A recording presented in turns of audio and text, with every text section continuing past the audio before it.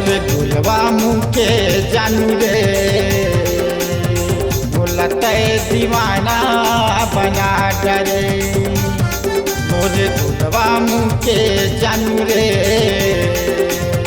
बोलते दीवाना बना डरे आजा तू मंत्र मार के आजा तू मंत्र मार के माया में फंसा डरे मोरे ढोलवा मुँह के राजा रे बोलते दीवानी बना डरे मोरे ढोलवा मुँह के राजा रे बोलते दीवानी बना डरे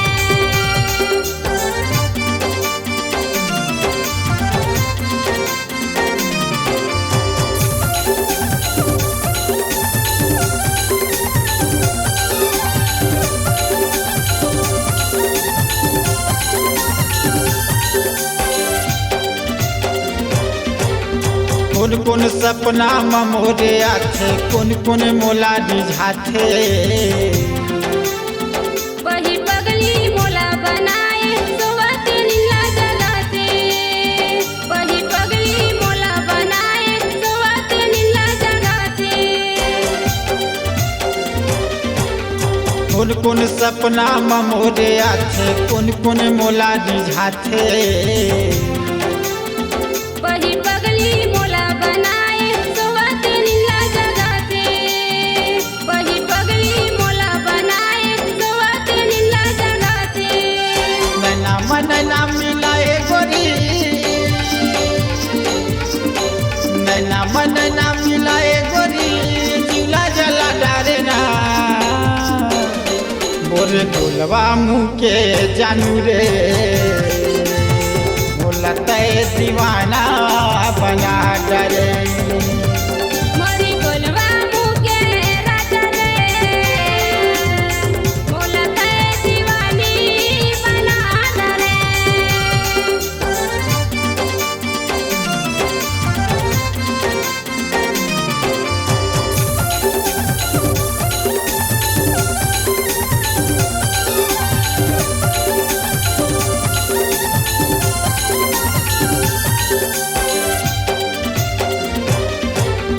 कार घड़ी की चंदन गुड़िया बादल मची पे जाते तोर बोलीला सुन के रानी कोयली घलवा लुकाथे तोर बोलीला सुन के रानी कोयली घलवा लुकाथे कार घड़ी की चंदन गुड़िया बादल मची पे जाते तोर बोलीला सुन के रानी कोयली घलवा लुकाथे तोर बोलीला सुन के रानी कोयली घलवा लुकाथे अपन जान के तोला कहते अपन जान के तोला कहते माया के बात बता रे मोरे ढोलवा मुँह के राजा रे बोलते दीवानी बना रे मोले ढोलवा मुँह के जानू रे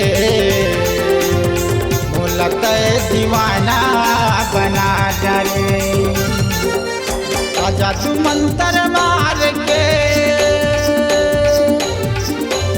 आजा तू मंत्र मार के माया में फंसा डरे मोरे ढोलवा मुँह के जानू रे बोलते दीवाना बना डरे मोरे ढोलवा मुँह के राजा रे बोलते दीवानी बना रे बोलते दीवाना बना डरे बोलते दीवानी बना रे बोलते दीवाना बना डरे बोलते दीवानी बना रे बोलते दीवाना बना डरे जय जोहार जय छत्तीसगढ़ महतारी। हमर MS स्टूडियो सेलर ला लाइक कराओ, सब्सक्राइब कराओ और शेयर कराओ। जय हिंद जय छत्तीसगढ़।